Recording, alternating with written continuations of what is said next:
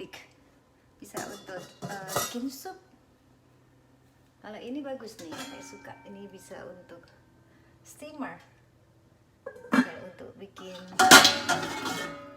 steamer, ya.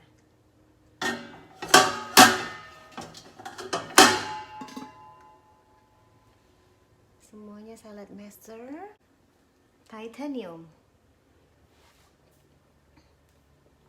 Ini ada satu lagi yang saya suka. Nih, salad untuk bikin salad cutter. Ini bagus sekali. Jadi kita bisa bikin ininya bisa diganti-ganti. Coba saya tunjukin ya. Tuh, ini bisa ditaruh di sini. Bisa diganti-ganti. Kita putar.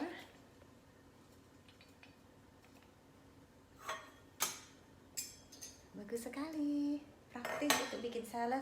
Bisa banyak macam, bisa untuk memotong potato chips yang tipis, bisa bikin untuk carrot. Bikin salad ini udah benar praktis. Oke.